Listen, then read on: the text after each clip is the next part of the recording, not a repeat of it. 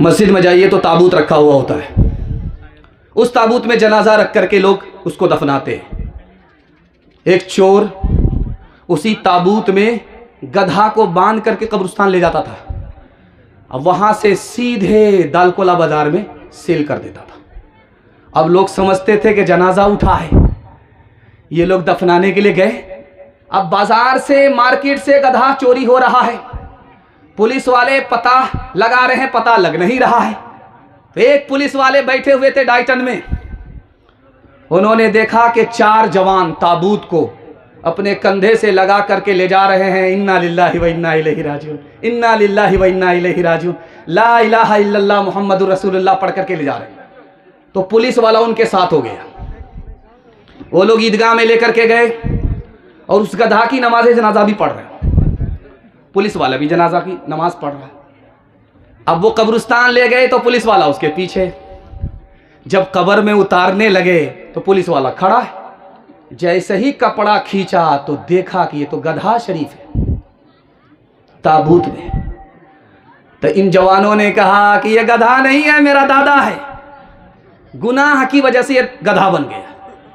तो पुलिस वालों ने कहा कि तुम्हारे दादा का हिसाब तो खुदा लेगा, तुम्हारा हिसाब, तुम्हारे पोते का हिसाब तो ये सरकार लेगी। उसकी चोरी पकड़ी गई। हाथ उठाइए, वादा कीजिए, कबूलियत की घड़ी आसमान पर खुदा आ चुका है। अगर आप बदल गए तो अल्लाह आपकी नस्ल को बदल देगा। हाथ उठा करके 2 वादा दीजिए। मैं दूर से आया हूं, मेहमान भी हूं, मुसाफिर भी हूं, और मैं आपके लिए दिल से दुआ करूंगा। दुआ कबूल होगी, आपके मुकद्दर को अल्लाह आपको मुकद्दर का सिकंदर बना देगा। हाथ उठा करके 2 वादा दीजिए। हलाल कमाएंगे, हिसाब से खर्च करेंगे इंशाअल्लाह। खबर हदीसों में जिसकी आई वही जमाना अब आ रहा है। जमीन भी तेवर बदल रही है, फलक भी आंखें दिखा रहा है। पराए माल को अपना समझे, हराम को भी हलाल जाने, हराम को भी हलाल जाने। गुनाह करे और कमाल समझे, गुनाह करे और कमाल समझे। बताओ दुनिया में क्या रहा है। खबर हदीसों में जिसकी आई वही जमाना आ रहा है। भाई का भाई रहेगा रहज़न, हकीकी बेटी है माँ की दुश्मन, हकीकी बेटी है माँ की दुश्मन। पे सर ने छोड़ा पेदर का दामन, पे सर ने छोड़ा पेदर का दामन। बहन को भाई सता रहा है। खबर हदीसों में जिसकी आई वही जमाना आ रहा है। माशाल्लाह, मैं बाहर था डाइटन से तो सर्दी का एहसास हुआ, लेकिन जब पिंडाल में आया हूं तो चूंकि ये लोग घास पर बैठे हैं, गर्मी की वजह से सर्दी का एहसास खत्म हो गया। आप लोग इतना सट सट करके बैठे हैं कि मुझे खुशी है कि आपको ठंडा नहीं लगेगा। लेकिन ध्यान रहे, गलती से किसी का हाथ किसी की जेब में ना जाए, वरना पूरा बटुआ खाली हो जाएगा। इतने मायूस होकर के आप बैठे हैं, ऐसा महसूस हो रहा है कि दावत में बैठे हैं, खाना खत्म हो गया है। खैर, अल्लाह आपकी मायूसी को खुशी में तब्दील फरमाए। ध्यान से सुनिएगा, जल्दी से निकल जाएगा। ये कान की नदी है, जब इसमें सैलाब आता है, तूफान आता है, तो पुल को बहा करके लेकर के चला जाता है, ब्रिज को बहा करके लेकर के चला जाता है। यहीं पर आप लोटिया बारी जाइए, यहां पर अभी तक पुल नहीं बना। कश्ती से लोग सफर करते हैं और कितनी दिक्कत का सामना है। हम लोग तो कभी कभी जलसे के बहाने आते हैं तो इतनी मुसीबत का सामना होता। जो लोग महीनों इस मुसीबत को उठाते हैं उनकी मुसीबत कैसी होगी।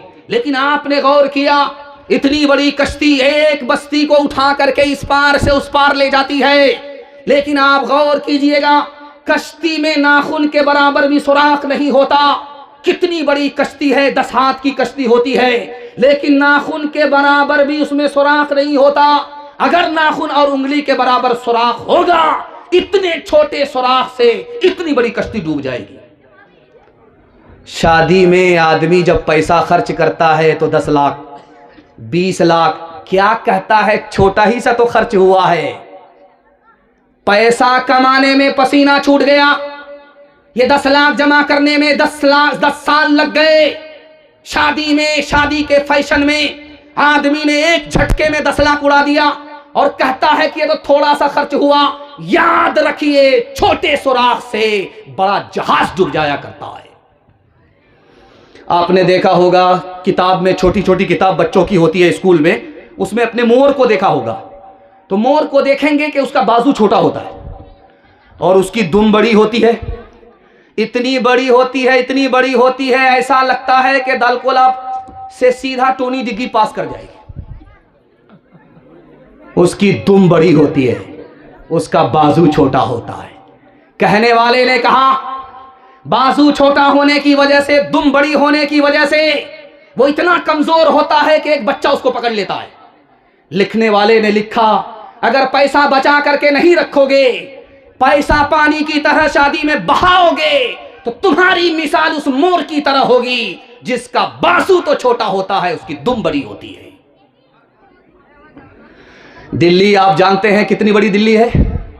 100 किलोमीटर लग जाते हैं उसको खत्म होने में।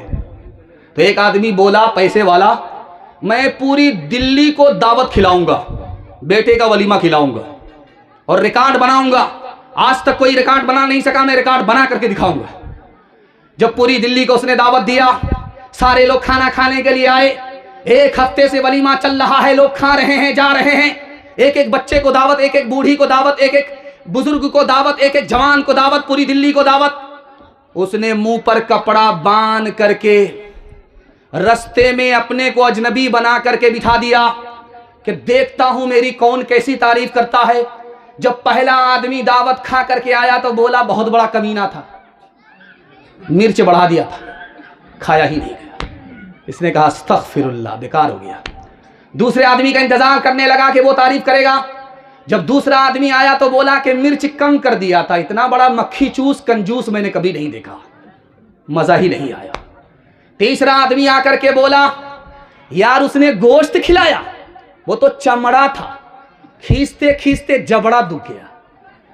अब उसने सोचा कि यार आखिरी आदमी तो कोई ना कोई तारीफ करेगा। जब आखिरी आदमी आया तो वो बोला कि मिर्च इतना बढ़ा दिया था कि मुंह अभी लहर रहा है, जब वॉशरूम में जाएंगे तो पेट भी लहरेगा। हाथ उठाइए, वादा कीजिए हलाल कमाएंगे, हिसाब से खर्च करेंगे। पैसा कमाना कमाल नहीं है, बचाना कमाल है। ईमान भी बचेगा, खानदान भी बचेगा। हाथ उठाइए, वादा कीजिए बेटी में देंगे, बेटा में लेंगे। हाथ उठा दीजिए इंशाअल्लाह। चचा मैंने आपको देख लिया है, लेकिन मैं आपको कुछ नहीं कर सकता। एक तरफ अंधी दौलत की पागल ऐश परस्ती, एक तरफ जिस्मों की कीमत रोटी से भी सस्ती, एक तरफ है सोना गाची,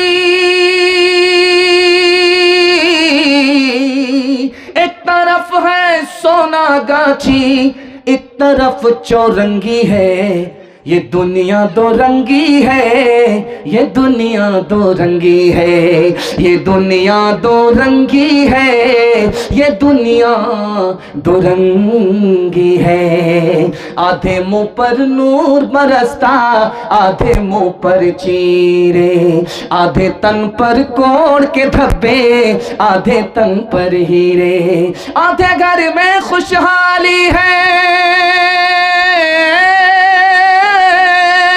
आधे घर में खुशहाली है, आधे घर में तंगी है। ये दुनिया दो रंगी है, ये दुनिया दो रंगी है।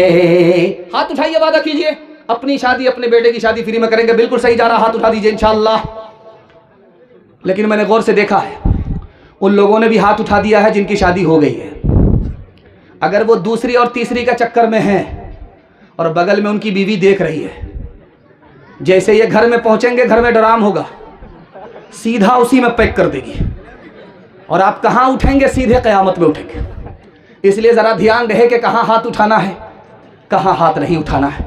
वैसे जैसा आपका दाल चावल वैसा मेरा फातिहा। आपने जितना अच्छा सुना दिल खुश हो गया। जवानों के हवाले से बड़ी तादाद में हमारे जवान हैं, जवानों के हवाले से आपको पैगाम देने के लिए जा रहा हूँ। ये दिसंबर का महीना ख़त्म हो रहा है और नया साल शुरू होने वाला है। यकुम जनवरी नया साल होगा। हमारे जवानों का उसमें रिकॉर्ड क्या है उसको मैं बताने के लिए जा रहा हूं। बहुत ध्यान से सुनिएगा, तेजी के साथ निकल जाएगा। एक जवान दूसरे जवान से कह रहा था, अच्छा मारूफ भाई को आप लोग बहुत गौर से देख रहे हैं। मारूफ भाई हमारे जाने पहचाने, मास्टर शुएब साहब बड़ा अच्छा तारुफ करा रहे थे उनका, लेकिन मैं बताऊंगा नहीं। जरा ध्यान से सुनिएगा, तेजी के साथ निकल जाएगा। एक जवान दूसरे जवान से बोल रहा था, जानते हो मेरा बाप कौन है? मेरा बाप वो है जिसकी मुट्ठी में हवा है। वो हवा को कहता है तो चलती है, और वो मना कर देता है तो रुक जाती है। दूसरा जवान बोला, इसके धोखे में मत आओ, ये बहुत उल्लू बना रहा है, बहुत हाँक रहा है, बहुत डींग मार रहा है। इसका बाप लोहार है, और भाती की रस्सी हाथ में होती है तो हवा चलती है, छोड़ देता है तो रुक जाती है। बेवकूफ बना रहा है, इस ढोंगी के धोखे में मत आना। जवानों के हवाले से पैगाम, आपका कलेजा मुंह को आ जाएगा। हमारे जवान 3 चीजों में पीछे, 3 चीजों में आगे। जिनमें आगे होना चाहिए उसमें पीछे, जिसमें पीछे होना चाहिए उसमें आगे। हमारा जवान नौकरी करने में पीछे, 100 में सिर्फ 2 जवान नौकरी करते हैं। 98 गोल। IAS की नौकरी 2%, IPS की नौकरी 2%, रेलवे की नौकरी 2%। हमारा जवान कारोबार में पीछे, 100 में सिर्फ 5 जवान तिजारत करते हैं, 95 गोल।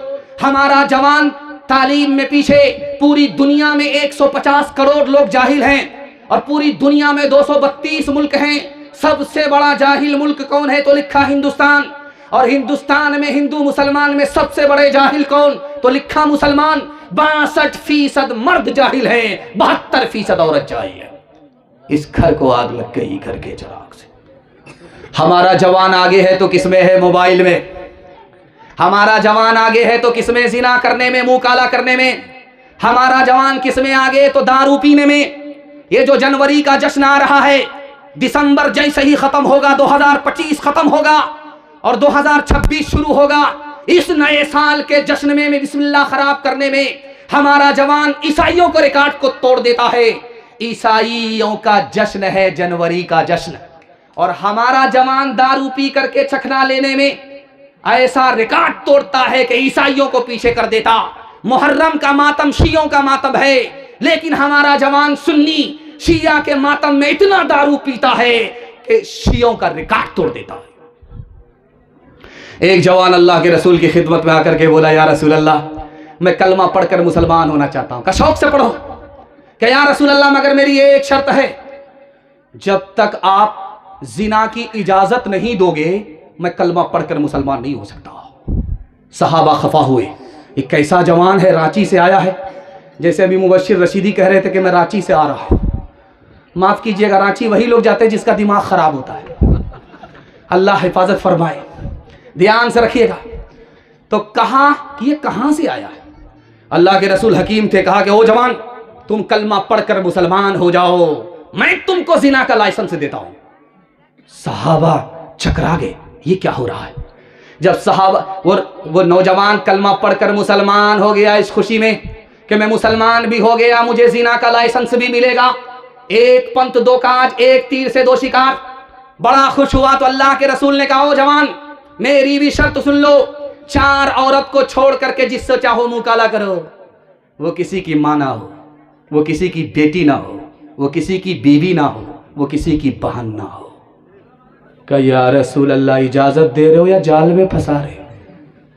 कहा, ओ जवान, गौर करो, अगर तुम्हारी माँ के साथ कोई मुंह काला करे उसको दुनिया में नहीं रहने दोगे। अगर तुम्हारी बेटी के साथ कोई ऐसी हरकत करे उसकी हस्ती को मिटा दोगे। अगर तुम्हारी बहन के साथ कोई ऐसी हरकत करे तो उसको फांसी पर चढ़ा दोगे। अगर तुम्हारी बहन के साथ, बीवी के साथ कोई ऐसा सलूक करे उसका कीमा बना दोगे। लेकिन जिना करने से पहले 100 मर्तबा सोच लेना, जिस औरत के साथ तुम मुंह काला कर रहे हो वो भी किसी की माँ है, वो भी किसी की बीवी है, वो भी किसी की बेटी है, वो भी किसी की बहन है। हाथ उठाइए, वादा कीजिए, दारू से बचेंगे, पूरे समाज को बचाएंगे इंशाअल्लाह। गिलासों में जो डूबे फिर न उभरे, जिंदगानी में हजारों बह गए इन बोतलों के बंद पानी में। न कै बर्बाद अपनी जिंदगी बोतल के दीवाने, वो काटेगा बुढ़ापे में जो बोता है जवानी में। ये दारू का पियाला मौत का कड़वा पियाला है, ये दारू का पियाला मौत का कड़वा पियाला है। मिला है जहर शरबत में, छुपी है आग पानी में। मिला है जहर शरबत में, छुपी है आग पानी में। बड़ी तेजी के साथ इतनी मोहब्बत में डूब करके आपने जलसा सुना कि मेरे हिस्से का जलसा निकल गया। मर्दों के हवाले से सिर्फ एक पैगाम बाकी रहा, औरतों के हवाले से 2 पैगाम, 3 पैगाम में 5 से 7 मिनट में मेरे हिस्से का जलसा मुकम्मल हो रहा है। सुनने के लिए यहां से लेकर के वहां तक तैयार? हाथ उठा दीजिए इंशाअल्लाह। आप लोग आंख फाड़ फाड़ करके हमको ऐसे देख रहे हैं कि मुझे डर लगता है कि कहीं आपकी नजर न लग जाए, लेकिन मैं भी चालाक आदमी हूं, दम करके बैठा और काली टोपी पहन करके बैठा। आप लोग नजर लगाते रहिए, हम नजर उतारते रहते हैं। आखिरी पैगाम मर्दों के हवाले से यहां से लेकर के वहां तक सुनने के लिए तैयार? मियाँ बीवी के झगड़े में दामाद सीधा जेल जाएगा, हाथ उठा दीजिए इंशाअल्लाह। मैं आपको पहुंचा ही दूंगा वहां पे जहां आपको पहुंचना है। ध्यान से रखिएगा, जल्दी से निकल जाएगा। ध्यान से। एक जवान दूसरे जवान से कहता है खफा होकर के, ऐसा तमाचा मारूंगा मदीना पहुंचा दूंगा। ये दूसरा जवान उससे ज्यादा समझदार था, बोला भाई साहब एक तमाचा मत मारो, डबल डबल मारो। डबल मारोगे सीधा मक्का पहुंच जाऊंगा और फ्री में हज हो जाएगा, वहां से वापस आ जाऊंगा। 1257 में मुसलमानों की सबसे बड़ी हुकूमत चली गई। कितनी बड़ी हुकूमत थी? 57 मुल्क एक हुकूमत में। कितनी बड़ी हुकूमत होगी? पूरी दुनिया में सबसे बड़ी हुकूमत मुसलमान के पास थी। गई कैसे? नमूना आपकी खिदमत में रखता हूं, हाथ जोड़ करके कहता हूं, मसलक के झगड़े से निकल जाइए, घर के झगड़े से निकल जाइए, अल्लाह तरक्की के आसमान में उसी दिन पहुंचा देगा। एक कुर्सी पर बैठता है बादशाह, वो कौन था? सुन्नी था। दूसरी कुर्सी पर कौन बैठता है? वजीर। वजीर क्या था? शिया। एक हुकूमत 57 मुल्क के बराबर, लेकिन कुर्सी पर जो बैठा वो बादशाह सुन्नी था, मगर मुसलमान था, सुन्नी था। और वज़ीरत की कुर्सी पर जो वजीर बैठा वो शिया था।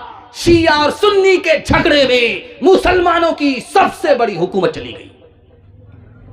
एक नमूना और याद रखिए, जिस हिंदुस्तान में हम लोग सांस ले रहे हैं, कितना बड़ा था आपको अंदाजा है? काबुल तक हिंदुस्तान था। काबुल तक। काबुल कहां है? अफगानिस्तान में। यहां तक हिंदुस्तान था। और दूसरी तरफ जाइए, कहां तक था? बर्मा तक हिंदुस्तान था। इतना बड़ा हिंदुस्तान छोटा कैसे हुआ? मुसलमानों के हाथ में था। मुसलमान के हाथ से निकला कैसे? पैर के नीचे से जमीन निकल जाएगी। तो लिखने वाले ने लिखा कि 1707 में औरंगजेब बादशाह का इंतकाल हुआ। बेटों ने कुर्सी के मामले में झगड़ा शुरू किया। झगड़ा इतना तूल हुआ, औरंगजेब बादशाह को 3 बेटे, 3 बेटों का झगड़ा एक कुर्सी के लिए। वो झगड़ा हल नहीं हुआ जब तक कि हिंदुस्तान छोटा हो गया। मुसलमान के हाथ से जो निकला तो अभी तक लौट करके नहीं आया। आपके अलविदा जुमा में मस्जिद में ऐलान हुआ है। जानते क्या ऐलान हुआ है? कि लोगों, ईद की नमाज 7:30 बजे ईदगाह में होगी। कलकत्ता में भी वही ऐलान, पटना में वही ऐलान, रांची में वही ऐलान। जैसे ही कलकत्ता में इमाम साहब माइक लेकर के खड़े हुए कि ईद की नमाज 7:30 बजे ईदगाह में होगी, एक मुक्तदी खफा होकर के खड़ा हो गया कि इमाम साहब ऐलान वापस लीजिए, मस्जिद में ईद की नमाज पढ़िएगा तो मैं आपके पीछे पढ़ूंगा, ईदगाह में पढ़ेंगे कभी नहीं पढ़ूंगा। इमाम साहब ने करीब बुला करके कहा, अरे भाई तुमको क्या परेशानी है? ईदगाह में पढ़ने में क्या परेशानी है? कहा परेशानी, मेरे भाई का केस चल रहा है 10 साल से, वो मनहूस ईदगाह में पढ़ता है, उसके साथ मैं कभी नहीं पढ़ूंगा। तो इमाम साहब को समझ में आ गया इसके घर का झगड़ा है, 1 मिनट में हल कर देते हैं। इमाम साहब ने कहा तुम्हारा झगड़ा तुम्हारे घर का मैं हल कर देता हूं, तुम भी ईदगाह में नमाज पढ़ोगे, वो भी ईदगाह में नमाज पढ़ेगा, वो एक किनारे नमाज पढ़ेगा, तुम एक किनारे नमाज पढ़ोगे, जब नमाज खत्म हो जाएगी वो एक रास्ते से चला जाएगा, तुम अलग रास्ते से चले जाओगे, मसला हल हो गया, सांप भी मर गया, लाठी भी न टूटी। तो खफा होकर के कहता है कि आप एक किनारे की बात करते हो, अगर मुझे पता चल गया मेरा भाई जन्नत में गया है तो मैं जन्नत में भी नहीं जाऊंगा। जिंदाबाद जिंदाबाद ऐ मोहब्बत जिंदाबाद, जिंदाबाद जिंदाबाद ऐ मोहब्बत जिंदाबाद। मंदिर में तो मस्जिद में तो ही है ईमानों में, मुरली की तानों में तो और तो ही है आजानों में, मुरली की तानों में तो और तो ही है आजानों में। तेरे ही दम से दीनो धर्म की दुनिया है आबाद। जिंदाबाद जिंदाबाद ऐ मोहब्बत जिंदाबाद। ताजे हुकूमत जिसका मजहब फिर उसका ईमान कहाँ, जिसके दिल में प्यार न हो वो पत्थर है इंसान कहाँ, जिसके दिल में प्यार न हो वो पत्थर है इंसान कहाँ। प्यार के दुश्मन होश में प्यार के दुश्मन होश में आ तू जाएगा बर्बाद। जिंदाबाद जिंदाबाद ऐ मोहब्बत जिंदाबाद। मर्दों के हवाले से पैगाम खत्म हो गया। मैं इससे पहले भी आया था डाइटन में, लेकिन जितना मजा मुझे आज के जलसे में आ रहा है इससे पहले नहीं आया। इसका मतलब है कि आप मोहब्बत और खुलूस के साथ बैठे, और ये जलसा आज तक के जलसे में तारीखी जलसा बन रहा है। ये सिर्फ आपकी मोहब्बत और आपका खुलूस का नतीजा है। मैं दुआ करता हूँ आपके घर में अल्लाह इत्तिहाद और इत्तिफाक की दौलत से आपको माला माल फरमाए। औरतों के हवाले से पैगाम सुनने के लिए यहाँ से लेकर के वहाँ तक तैयार हाथ उठाइए इंशाअल्लाह। बहन से ज़्यादा साली पर मेहरबान हाथ उठाइए इंशाअल्लाह। माशाअल्लाह। आज से 40 साल 50 साल पहले 2 चीज़ों की घर के अंदर हिफाजत होती थी। एक औरत की हिफाजत होती थी। औरत के लिए मर्द बाजार जाता था, उसकी जरूरत का सामान मर्द बाजार से खरीद करके औरत को ला करके देता था। औरत की हिफाजत घर में होती थी, और दौलत आदमी घर के अंदर रखता था, संदूक में छुपा करके ताला लगा करके चौकीदार रख करके दौलत की हिफाजत घर में करता था। 40 साल 50 साल के बाद रिवायत बदल गई। जो घर की दौलत थी वो घर से निकली बैंक में चली गई, जो घर की औरत थी घर से निकली बाजार गई, आबरू अलग गई, ईमान अलग गया। गुनहगार औरत कम है, मर्द गुनहगार है। जिस औरत को देखिए आप नकाब है, जिस औरत को आप देखिए बुर्का है, जानते हैं इसको क्या कहते हैं? सत्तारुल उयूब। जब तक ये औरत जिंदा रहेगी नकाब के साथ, जब तक ये औरत जिंदा रहेगी बुर्के के साथ, अल्लाह इसके एक एक ऐब को छुपाएगा। अगर इसी हालत में मर गई तो अल्लाह कयामत में इसके एक एक गुनाह को माफ फरमा देगा। डीजे का डांस हो रहा था, तो एक आदमी पैसा उछाल करके बोला, वाह रे लड़की क्या डांस किया। तो बगल का एक आदमी बोला, वो लड़की नहीं है लड़का है। तो ये आदमी कहता, सॉरी मैडम भूल हो गई। तो वो आदमी कहता, मैं मैडम नहीं हूं, उसी लड़के का बाप।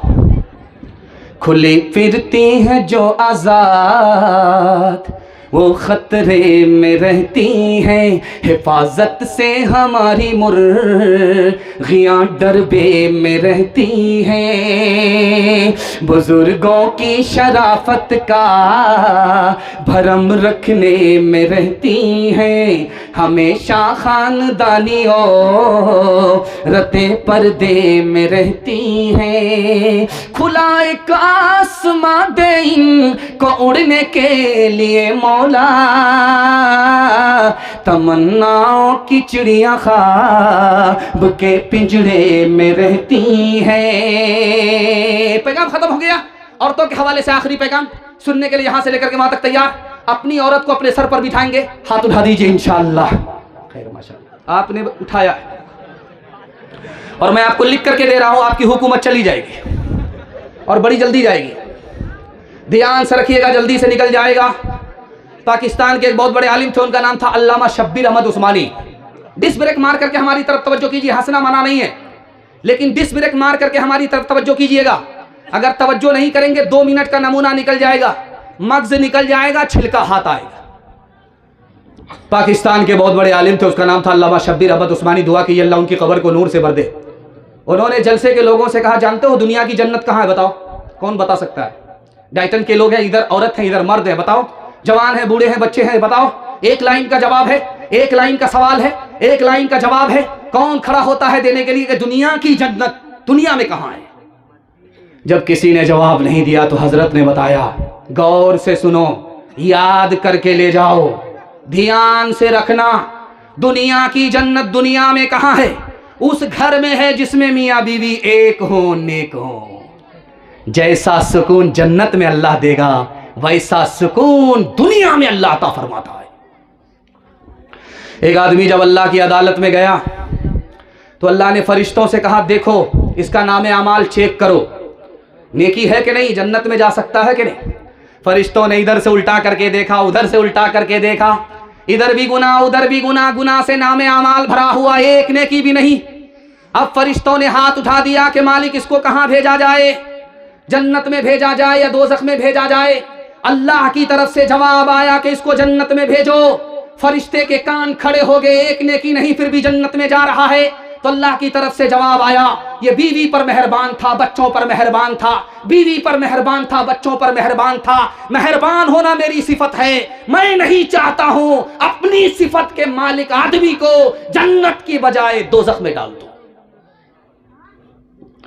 इमाम राजी ने माइक पकड़ करके लोगों को इस मसला बताया कि देखो ये 10 रुपया है, इसको अगर किसी गरीब को दोगे तो 70 शैतान तुम्हारा रास्ता रोकेगा, लेकिन 10 लाख रुपया शादी में बहा दो, शैतान नहीं रोकेगा, पीठ ठोकेगा। वाह रे बेटा, काम ये किया है। 10 रुपया निकाल करके किसी गरीब को दो, 70 शैतान रोकेगा। डाइटन का एक जवान खड़ा था, बैठा हुआ था, बोला हजरत आज मैं शैतान को पछाड़ करके रहूंगा, देखता हूं शैतान मेरा रास्ता कैसे रोकता है। 10,000 रुपया मैं मस्जिद में दे करके आ रहा हूं। वो यहां से उठ करके गया, संदूक से जब पैसा निकाल रहा था तो बीवी ने कहा क्या कर रहे? कहा मसला मालूम हुआ, मौलवी ने बताया। तो बीवी ने कहा मौलवी के चक्कर में पड़े हो, तुम्हारा भी इलाज करेंगे, तुम्हारे मौलवी का भी इलाज करेंगे, जो पैसा जहां है वही रहने दो। अब वो चला गया, वहां से वापिस आया तो मुंह लटका करके जलसा में बैठा हुआ है। तो हजरत ने कहा रे सीना तान करके गए थे कि 10,000 खैरात करूंगा, शैतान को पछाड़ करके आऊंगा। अरे वहां से वापिस आए तो सरगाड़ करके बैठ गए, मुंह लटका करके बैठ गए। बात क्या हुई? उसने कहा हुजूर शैतान को तो पछाड़ दिया, शैतान की खाला से हार गया। कौन किसका, कौन किसका, कौन किसका हबीब होता है, कौन किसका रकीब होता है। यूं ही बन जाते हैं वहाँ रिश्ते, यूं ही बन जाते हैं वहाँ रिश्ते, जहाँ जिसका नसीब होता है, जहाँ जिसका। पैगाम खत्म हो गया। जब मैं सामाईन से खुश होता हूं तो मैं चाहता हूं कि आपके घर जाने से पहले आपको जन्नत का टिकट मिल जाए। मैं चाहता हूं कि आपको जन्नत का टिकट मिले। कैसे मिलेगा? माँ बाप जिंदा है तो खिदमत करेंगे, जन्नत का टिकट दुनिया ही में मिल जाएगा। हाथ उठाइए, वादा कीजिए, शादी से पहले माँ बाप को, शादी के बाद सास ससुर को कमा करके खिलाएंगे। हाथ उठा दीजिए इंशाअल्लाह। खैर चचा मैंने आपको देख लिया है, मैं आपको कुछ नहीं कहूँगा। आप हाथ उठा करके भी मुस्कुरा रहे हैं जैसे मैं मुस्कुरा रहा। दस्तरखान बिछा हुआ था, बस 2 मिनट में नमूना निकल रहा है। देखिए पसीना मेरा छूट रहा है, पानी मुबश्शिर पी रहा है। चूंकि आपको किस किस घाट का इसने पानी पिला दिया है, ध्यान से रखिएगा। दस्तरखान लगा हुआ है, बेटा खाना खाने लगा तो तरकारी खाने में, सालन खाने में मज़ा नहीं आया। तो माँ से कहता है अम्मा तू बूढ़ी हो गई, आज तक तुझको सालन पकाने के लिए नहीं आया। तो माँ ने कहा बेटा मैंने नहीं पकाया, तेरी बीवी ने पकाया। कहा सुबहान अल्लाह, माशाअल्लाह, अल्हम्दुलिल्लाह। जवाब नहीं है, यही तो सोच रहा है कि जिंदगी में पहली बार ऐसा सालन खा रहा हूं। 3 आदमी के सामने कोई बड़ा नहीं, कोई कितना ही पैसा वाला हो जाए, कितनी ही शोहरत वाला हो जाए, 3 आदमी के सामने छोटा ही रहेगा। शागिर्द मुहद्दिस हो गया, लेकिन जब मकतब के उस्ताद के सामने होगा तो खड़ा रहना पड़ेगा। जो रुतबा उस्ताद का है वो मुहद्दिस जैसे शागिर्द का भी नहीं है। 3 आदमी के सामने कोई बड़ा नहीं, हाकिम से बड़ा प्रधानमंत्री भी नहीं है। हाकिम के सामने जब प्रधानमंत्री आता है तो खड़ा होकर के सवाल का जवाब देता है, बैठने की भी इजाजत नहीं। जो रुतबा हाकिम का है वो प्रधानमंत्री का भी नहीं है। तीसरा रुतबा किसका है? माँ बाप का। माँ बाप कितने ही बड़े जाहिल हों, कितने ही बड़े गुनहगार हों, बेटा कितना ही बड़ा फरमाबरदार हो, रुपया पैसा वाला हो, पढ़ा लिखा हो, जब माँ बाप के सामने आता है तो उसका मर्तबा छोटा ही होता है, बड़ा नहीं हो सकता। चाहे आपका डाइटन हो, चाहे लुटिया बारी हो, हर जगह का दस्तूर है। पहली बार जब लड़की मैके से ससुराल जाती है तो 3 दिन में वापस आ जाती है। कहीं पर 3 दिन में, कहीं पर 1 दिन में। नई लड़की मैके से जब ससुराल जाती है तो जल्दी आ जाती है। जब वो वहां से वापस आती है तो क्या होता है ये मैं दिखाने के लिए जा रहा हूं। मोहल्ले की सारी औरत घेर लेती है, पूछती है बेटी ससुर कैसे थे? तो लड़की कहती सुभान अल्लाह। शौहर कैसे थे? दूसरी औरत पूछती है कि शौहर कैसे थे? लड़की कहती माशाअल्लाह। तीसरी औरत पूछती है कि ससुराल कैसी थी? तो लड़की कहती अल्हम्दुलिल्लाह। एक चालाक औरत सामने आती है, बेटी वो सब सवाल फालतू है, मेरे असल सवाल का जवाब दो, तुम्हारी सास कैसी थी? तो लड़की कहती अस्तगफिरुल्लाह, ला हौला वला कुव्वता इल्ला बिल्लाह, जल्ले तू जलाल तू, उस बला को टाल तू। तो माँ होती है, समझ गई कि मेरी बेटी को ससुर भी पसंद है, शौहर भी पसंद है, सास पसंद नहीं है। माँ तो वो होती है जो अदब भी देती है, हौसला भी देती है।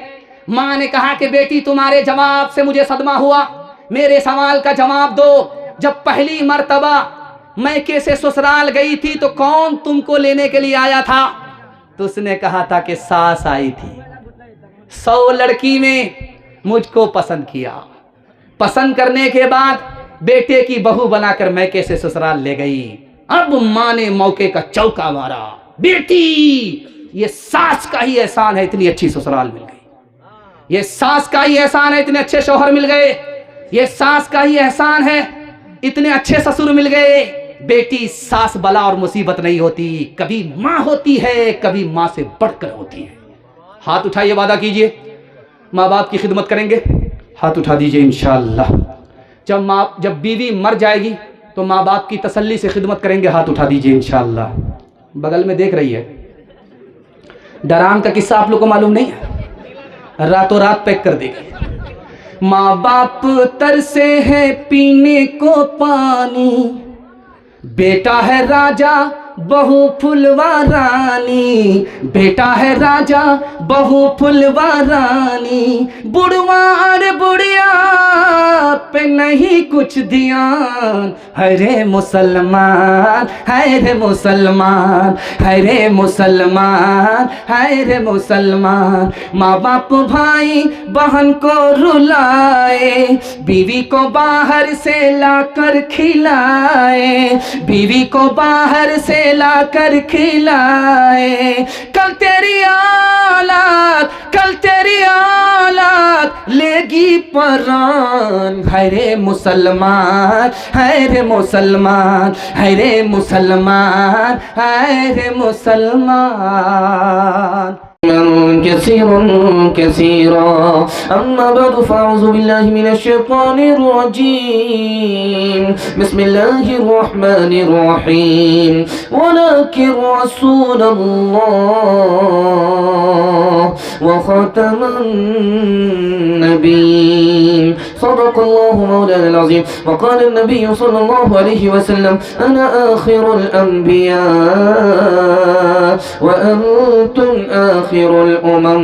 औ कमा क़ाल अलैहि सलातु व सलाम। सुब्हानल्लाहि व बिहम्दिही सुब्हानल्लाहिल अज़ीम व बिहम्दिही अस्तग़फिरुल्लाह। सल्लल्लाहु अला सय्यिदिना मुहम्मद सल्लल्लाहु अलैहि वसल्लम। अल्लाहुम्मा सल्लि अला सय्यिदिना मुहम्मद या रब्बी सल्लि अलैहि वसल्लिम।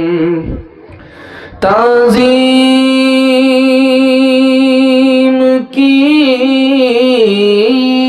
है जिसने मोहम्मद के नाम की, खालिक ने उस पे आतिशे दोज़ख हराम की। तेरे मकाम का तो खुदा ही को इल्म है, जन्नत तो है जगह तेरे अदना गुलाम की। दुआ का सरात कमा रहा है, खुशी का मुबारक मकाम आ रहा है। ये कौन जिन्सान ने कामिल ज़मीं पर बस इज़्ज़तों तेरा मा रहा है। ये किस ज़ात बरहक की है आमद आमद, फरिश्तों का पैग़ाम सलाम आ रहा है। गुलामों यतीमों की बिगड़ी बनाने कोई मुनि से खासो आमा रहा है। बशारत रसूलों ने दिया के जिसकी, वो लेकर खुदा का पैगाम आ रहा है। वो लेकर खुदा का पैगाम आ रहा है। बहुत देर से चलने वाला जलसा बिल्कुल ठंडा पड़ गया। अब थोड़ी देर के लिए हौसले से आप जवान हैं। मैं दुआ करता हूँ कि आपके जलसे को अल्लाह कबूल फरमाए। थोड़ी देर आप साथ दे रहे हैं, एक अजीम मेहमान का सामना आपको करना है, उनके लिए मैं माहौल बना रहा हूँ। हर रात सोने के लिए है, लेकिन आज की रात आपने नींद को कुर्बान करके जलसे में बैठ करके जलसा सुना है। आज की रात इबादत में लिखी जा रही है। मैं दुआ करता हूँ अल्लाह इस जलसे को ज़मीन से लेकर के आसमान तक कबूल फरमाए। यहाँ से लेकर के वहाँ तक सुनने के लिए तैयार? जोश के साथ हाथ उठाइए इंशाअल्लाह। जवानी में शादी करेंगे, बुढ़ापे में हज करेंगे, हाथ उठा दीजिए इंशाअल्लाह। माशाअल्लाह, अंदाजा उठा लिया मैंने कि आप लोग कहाँ हैं, बंगाल में हैं कि बिहार में। ध्यान से सुनिएगा, तेजी के साथ निकल जाएगा। इधर मर्दों का मजमा नहीं है, औरतों का मजमा है। इधर मर्दों का मजमा है। एक सवाल आपकी खिदमत में, जो मालदार मर्द होता है वो गरीब औरत से निकाह कर लेता है, लेकिन मालदार औरत गरीब मर्द से निकाह नहीं करती। खदीजा रजी अल्लाह अन्हा ने मालदार होकर के हमारे नबी से निकाह किया है। हमारे नबी मालदार नहीं थे, इसकी क्या वजह है? ये मेरा पहला सवाल है। दूसरा और आखिरी सवाल आपकी खिदमत में रखता हूं। हमारे नबी को अल्लाह ने बीवी से बेटा भी दिया, बेटी भी दी, लेकिन बेटी तो जिंदा रही, बेटा इंतकाल कर गया। इसका क्या राज है? यह आखिरी सवाल है। मुकम्मल सुनने के लिए तैयार है? एक बार जोश के साथ हाथ उठा दीजिए इंशाअल्लाह। ध्यान से रखिएगा, जल्दी से निकल जाएगा। औरत की आदत होती है, जो औरत मालदार होती है वो गरीब से निकाह नहीं करती, लेकिन खदीजा मालदार होने के बावजूद भी हमारे नबी से निकाह किया है। हमारे नबी मालदार नहीं है, फिर भी खदीजा निकाह कर रही हैं। तो लिखा कि खदीजा ने किताब से पढ़ा करके सुना था, किताब से सुना था कि आखिरी नबी का ज़माना आ गया है। इन नौजवानों में हजारों की तादाद में जो जवान हैं, इनमें कोई आखिरी नबी होगा। खतीजा ने पेशानी की निगाह से उन नौजवानों को तलाश करना शुरू किया कि इन हजार जवानों में कौन सा खुशनसीब जवान होगा जो आखिरी नबी होगा। तो अल्लाह के रसूल के सिवा किसी पर उसको भरोसा नहीं हुआ। इस उम्मीद से निकाह किया था, यही जवान आगे चलकर आखिरी नबी होगा, आखिरी नबी की बीवी बनने का शरफ मुझको हासिल होगा। इस उम्मीद पर खतीजा ने मालदार होकर के हमारे नबी से निकाह किया। अल्लाह ने खतीजा से बेटा भी दिया, बेटी भी दी, लेकिन बेटी जिंदा रही, बेटा इंतकाल कर गया। लिखने वाले ने लिखा कि अगर बेटा जिंदा रहता तो नबी बनाया जाता, अगर बेटा नबी बनता तो बाप आखिरी नबी नहीं होते, इसलिए बेटा अल्लाह को प्यारा हो गया। दूसरी वजह लिखी, अगर बेटा जिंदा रहता नबी नहीं बनाया जाता तो लोग ताना मारते कि जो मकाम व मर्तबा बाप को हासिल हुआ उससे बेटा महरूम रहा, इसलिए बेटी तो जिंदा रही और बेटा इंतकाल कर गया। ये डाइटन का आदमी चला गया देवबंद, डाइटन का आदमी देवबंद गया, शेखुल हिंद से कहा कि मैं सहाबी हूं। अरे अल्लाह का बंदा, अगर तू सहाबी है तो डाइटन में कैसे पैदा हुआ? कहा मैंने नबी को ख्वाब में देखा है। तो समझ में आ गया ये पैदल नहीं है, पूरा पैदल है। तो हजरत ने कहा कि तुम सोते सोते सहाबी हो, जागने के बाद बेवकूफ आदमी हो। अगर खत्म तुम पे रिसालत न होती, अगर खत्म तुम पे रिसालत न होती तो सरे पुश्त मोहरे नबूवत न होती। अगर खत्म तुम पे तुम्हें हर नबी पे फजीलत न होती, तुम्हें हर नबी पे फजीलत न होती, तुम्हें हर नबी पे फजीलत न होती तो खैरुल उमम शाने उम्मत न होती, तो खैरुल उमम शाने उम्मत न होती, तो खैरुल उमम शाने उम्मत न होती। मोहम्मद का जलवा अगर वो देख लेती, मोहम्मद का जलवा अगर वो देख लेती, मोहम्मद का जलवा अगर वो देख लेती तो जुलेखा को यूसुफ की हसरत न होती, तो जुलेखा को यूसुफ की हसरत न होती, तो जुलेखा को यूसुफ की हसरत न होती। माशाल्लाह, आपने सुन करके सुनने का हक अदा कर दिया। मैं आपके छोटे छोटे बच्चों के हवाले से दुआ करता हूँ, अल्लाह आपके बच्चों को पहले मुसलमान बनाए, बाद में डॉक्टर, प्रोफेसर, इंजीनियर बनाए। ध्यान से सुनिएगा, यही बगल में दाल खोला रेलवे स्टेशन है। बाप अपने बेटे को लेकर के गया ट्रेन में बिठाने के लिए। बेटा जा रहा है लंदन बैरिस्टर बनने के लिए।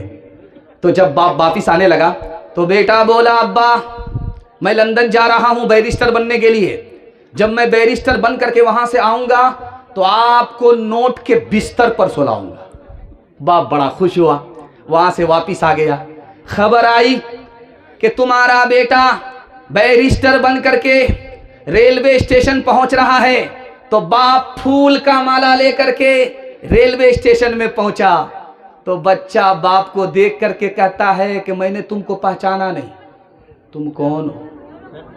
तो बाप भी बड़ा सियाना था, उसने कहा हमको नहीं पहचाना, तुम्हारी जो खाला है वो मेरी साली है, तुम्हारा जो मामू है वो मेरा साला है, सारी खुदाई एक तरफ, जोरू का भाई एक तरफ। नमूना याद रखिएगा, जब आपके बच्चे की उम्र 6 साल हो जाए तो अदब दीजिए। खाना कैसे है, खिलाना कैसे है, बैठना कैसे है, उठना कैसे है, सोना कैसे है। 6 साल की उम्र हो गई, अदब देना शुरू कर दीजिए। बच्चा जब 7 साल का हो जाए तो उसको नमाज का हुक्म दीजिए, चाहे पढ़े या ना पढ़े। और जब बच्चा 9 साल का हो जाए तो बाप के माँ के बिस्तर से उसका बिस्तर अलग कर दीजिए और बेटी जब 9 साल की हो जाए तो उसको बाप के बिस्तर से अलग कर दीजिए। बेटा 9 साल का हो जाए, माँ के बिस्तर से अलग कर दीजिए। ये आधा मर्द हो चुका है, वो आधी औरत हो चुकी है। दोनों का बिस्तर अलग कर दीजिए। और जब बच्चे की उम्र 12 साल हो जाए और बेटी की उम्र 12 साल हो जाए, बेटा की उम्र 12 साल हो जाए, तो उस पर कड़ी नजर रखिए कि ये जाता कहां है, आता कहां से है। बनने की उम्र यही है, बिगड़ने की उम्र यही है। और हाथ जोड़ करके एक आप से इल्तिजा करता हूं कि जब बच्चा घर के अंदर रहे तो मियां बीवी झगड़ा मत कीजिएगा। जब बच्चा घर से निकल जाए तो कुर्सी तोड़ दीजिए, बर्तन फोड़िए, 2-4 मरतबा खरीदेंगे, समझ में आ जाएगा। लेकिन जब बच्चा घर के अंदर रहे, मियां बीवी झगड़ा करेंगे, बच्चा माँ बाप को झगड़ा करते देखेगा तो निगाह से गिरा देगा। बचपन में कदर नहीं करेगा, जवानी में इज्जत नहीं देगा। कसूर बच्चे का नहीं है, कसूर आपका है। हाथ जोड़ करके एक बात और कहता हूं, इसी के लिए मैंने ये नमूना उठाया है। अगर आपने इसकी हिफाजत कर ली, पूरे जलसे की हिफाजत हो जाएगी। वो नमूना ये है, आप चाहते हैं कि आपके बच्चे के हाथ में स्क्रीन टच मोबाइल नहीं आए, मैं गारंटी लेता हूं मसनद रसूल पर वो जिंदगी भर के लिए मोबाइल छोड़ देगा। आपको करना एक काम है, जब बच्चा घर के अंदर रहे तो आप मोबाइल छुपा करके रख दीजिए। जब बच्चा घर से निकले तो मोबाइल निकालिए, कुरान देखिए, बयान देखिए, अजान देखिए, सब चलेगा। लेकिन जब बच्चा घर के अंदर रहे तो मोबाइल मत देखिए। अगर बच्चे के सामने आप मोबाइल देखेंगे तो बच्चा इंतजार करेगा, जब उसको फुर्सत मिलेगी तो आपका रिकॉर्ड तोड़ देगा। बाप ड्राइवर, बेटा खलासी, गाड़ी का नंबर 786। हाथ उठाइए, वादा कीजिए बच्चों को मोबाइल से दूर रखेंगे। हाथ उठा दीजिए इंशाअल्लाह। बच्चा रोएगा तो उसके हाथ में मोबाइल दे देंगे। हाथ उठा दीजिए इंशाअल्लाह। जैसा आपका दाल चावल वैसा मेरा फातिहा। सो जा मेरी आंख के तारे, सो जा मेरे लाल, सो जा मेरी आंख के तारे, सो जा मेरे लाल। दुनिया ने फैला रखे हैं हिर्सो हवस के जाल, सो जा मेरी आंख के तारे, सो जा मेरे लाल। होके जवां बातिल की खेती को कर दे बर्बाद, दुनिया में भी शाद रहे तो उक़बा में भी शाद। सूरज के मानिंद दरख्शां हो तेरा इक़बाल, सो जा मेरी आंख के तारे, सो जा मेरे लाल। आपकी बस्ती में मस्जिद में मकतब भी चलता है, स्कूल भी है। आप अपने बच्चे को स्कूल भी भेजते हैं, मकतब भी भेजते हैं। बच्चा मकतब में गया, वहां से जब वापस आया तो बाप ने कहा, बेटा कहाँ से आ रहे हो? कहा मकतब से आ रहे हैं। तो कहा क्या पढ़ते हो? कहा कुरान पढ़ते हैं। कहा कुरान में कौन सी सूरत पढ़ते हो? कहा ला उक़सिमु बिहाज़ल बलद। तो बाप ने कहा आगे सुनाओ। बच्चा को कच्चा पक्का याद था, उसने आगे पढ़ा ववालिदी बिला वलद, मेरा बाप लावलद है, मैं उसकी कसम खा करके बता रहा हूं। बाप सर पकड़ करके बैठ गया। उसने तबसरा किया कि जिसके घर में तुझ जैसा नालायक पैदा हो, उसके बाप को अगर बांझ कहा जाए तो कोई बुरा नहीं है। एक बहुत बड़े आलिम थे, नईम अहमद फरंगी महल आए अंग्रेज के पास। कहा हुकूमत तुम्हारी है, अंग्रेज की हुकूमत है, तुम अंग्रेज हो, हुकूमत करते हो, मुझे नौकरी दे दो। उसने कहा कि आलिम के लिए नौकरी नहीं है। करे इतनी बड़ी सरकार में आलिम के लिए नौकरी नहीं। कहा कि तुम आलिम हो, हमसे नौकरी मांगते हो, तुम्हें शर्म आनी चाहिए। अरे ये सरकार तुमको क्या नौकरी देगी, तुमको क्या देगी, क्या दौलत इस सरकार से तुमको मिलेगी? ये तो सरकार खुद मोहताज है, अंग्रेजों की सरकार है। तुमको अगर दौलत चाहिए, नौकरी चाहिए, तो मुसलमानों की मस्जिद में जाओ, मुसलमानों के बच्चों को कुरान पढ़ाओ। जो तुम्हें आसमान की सरकार देगी वो ये सरकार नहीं दे सकती। आप देखेंगे जब लाइट चली जाती है आप मदरसे में जाइए तो देखिएगा, चराग जल रहा है, बच्चे कुरान पढ़ रहे हैं, पसीना छूट रहा है।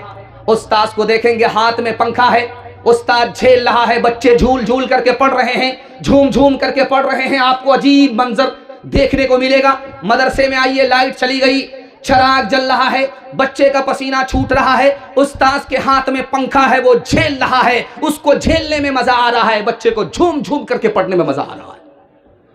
मालदार आदमी ने देखा तो बड़ा खुश हुआ, 10,000 सोने के सिक्के उस उस्ताद के हाथ में दे दिया, इस दौलत को रखो। तो उस्ताद हाथ जोड़ करके कहता है, इतना पैसा देने की क्या जरूरत थी। तो अमीर बोला, मेरा पैसा वापस करो और जितनी जल्दी हो सके दलकोला खाली कर दो, कल तुम मुझे नजर मत आना। कहा मेरा क्या कसूर है? कह रहे कुरान पढ़ा रहे हो, कुरान की खिदमत कर रहे हो, मैंने तुम्हें 10,000 दिया, 10,000 को दुनिया की सबसे बड़ी दौलत समझते हो। अरे याद रखो, कुरान के मुकाबले में दुनिया की पूरी दौलत भी दे दी जाए, कुरान से मुकाबला नहीं हो सकता। हाथ उठाइए, वादा कीजिए, जो सबसे बेवकूफ होगा उसको मदरसे में दाखिल करेंगे। हाथ उठा दीजिए इंशाअल्लाह, हाथ उठाइए। आइए देखिए, अभी ये बच्चे का बाप नहीं बना है, लेकिन हाथ उठा करके ये सबूत दे रहा है। ये इसलिए है कि ये मोबाइल में देख रहा है, हमको देख नहीं रहा है। जब हम कलाम में पाक से वाबिस्ता हो गए, वाबिस्ता हो गए, सब मरहले हयात के आसान हो गए, आसान हो गए। हाथों से अपने दामने कुरान छोड़ के, कुरान छोड़ के, जिस समत हम गए हैं परेशान हो गए, परेशान हो गए।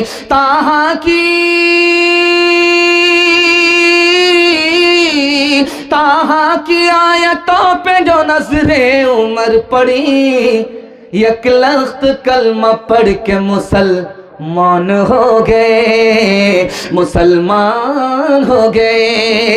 एक लख्त कलमा पढ़ के मुसलमान हो गए। मैं जब आया था तो मैंने देखा पिंडाल को, पिंडाल खचाखच भरा हुआ था, लोग खड़े भी थे, बैठे भी थे, लेकिन जलसा खत्म होने वाला है तो मैं देख रहा हूं खड़े होने वाली की तादाद कम हो गई। तो मैं आपसे महसूस कराना चाह रहा हूं आपको कि जो लोग जलसा देखने वाले थे वो चले गए। हालांकि अभी सोने का वक्त भी नहीं हुआ है, जलसा जब भी नहीं होता है तब भी वो 2 बजे सोते हैं, 12 बजे के बाद सोते हैं, मोबाइल देख करके सोते हैं, 12 बजे के बाद सोते हैं। आज जलसा होने के बावजूद भी वो आए और चले गए। तो मैं आपको बता देना चाहता हूं, जो लोग आए और चले गए वो जलसा देखने वाले लोग थे, जलसा सुनने वाले लोग नहीं थे। अल्लाह का शुक्र है आप लोग सुनने वाले हैं, वो लोग देखने वाले हैं, उनके लिए ये जलसा तमाशा हो गया और आपके लिए ये जलसा खाते का सामान हो गया। ये जलसा आपकी इबादत में लिखा जा रहा है। मैं दुआ करता हूँ आपके नाम आमाल को अल्लाह नेकियों से भर दे। यहाँ से लेकर के वहाँ तक सुनने के लिए तैयार? जोश के साथ हाथ उठा दीजिए इंशाअल्लाह। आपने जोश के साथ हाथ उठाया, दिल बड़ा खुश हुआ कि आप थके नहीं हैं, सुनने के लिए तैयार हैं। तीसरा नमूना आपकी खिदमत पर रखता हूँ, बहुत ध्यान से इसको सुनिएगा, तेजी के साथ निकल जाएगा। अरब में जब सूरज सर पे आता है, सर पे आता है तो जमीन ऐसे खोलती है जैसे चूल्हा खोलता है आग से। अरब में जहां से लोग हज करके आते हैं उसमें इतनी गर्मी होती है जमीन में कि अगर सूरज सर के ऊपर आ जाए 12 बजे 1 बजे तो दुनिया का कोई इंसान घर से बाहर नहीं निकलता। अगर बाहर निकलेगा तो उसको जमीन की आग निगल जाएगी। अल्लाह के रसूल ने हर एक सहाबी को खड़ा किया लाइन से और एक एक सहाबी से कहा कि चप्पल उतारो, जूता उतारो और इस तपती रेत पर पांव रख करके हिसाब दो। कल जो हमने तुम्हें 100 रुपए दिया, कैसे खर्च किया, कहां खर्च किया, कितना बचा, कितना खत्म हुआ। एक एक सहाबी चप्पल उतार करके, जूता उतार करके आते गए, हिसाब देते गए। ये भी हिसाब में फेल हो गए, फेल हो गए, ये भी हिसाब में फेल हो गए। दिमाग अलग खोल रहा है, पांव अलग जल रहा है, हिसाब भूल जा रहे हैं। एक आदमी आया, उसने जूता उतारा, जूता उतार करके उस तपती रेत पर पांव रखा, फटाफट हिसाब दिया कि इतना पैसा यहाँ खर्च हुआ, उतना पैसा वहाँ खर्च हुआ, इतना पैसा बाकी है, उतना पैसा खत्म हो गया। अल्लाह के रसूल ने कहा सुभान अल्लाह, तुम्हारा हिसाब आसान हो गया, इसलिए कि तुम्हारे पास पैसा कम था, हिसाब आसान था। उन लोगों के पास पैसा ज्यादा था, हिसाब मुश्किल हो गया। याद रखो, इस दुनिया में पैसा कमाओ, खर्च करो राह खुदा में, तो आखिरत में हिसाब आसान होगा। सिर्फ जमा करते रहोगे तो वहां हिसाब बहुत मुश्किल होगा। 3 वादे पर खड़े हो जाइए, जिंदगी भर के लिए जलसा कामयाब होगा। हाथ उठाइए, वादा कीजिए अल्लाह की इबादत करेंगे इंशाअल्लाह, रसूलुल्लाह की इताअत करेंगे इंशाअल्लाह, मखलूक की खिदमत करेंगे इंशाअल्लाह। न किताबों से, नवाजों से, नज़र से पैदा, दीन होता है बुजुर्गों की नज़र से पैदा। नहीं सीखा इन्होंने दीन ढक शेख के घर में, पले कॉलेज के चक्कर में, मरे साहब के दफ्तर में, थे केक के चक्कर में तो रोटी भी गई, बड़ी शेख की ताक में थे तो छोटी भी गई, न मानी बात वाइस की, थे पतलून के चक्कर में तो लंगोटी भी गई। वाखिर दावाना अल्हम्दुलिल्लाहि रब्बिल आलमीन।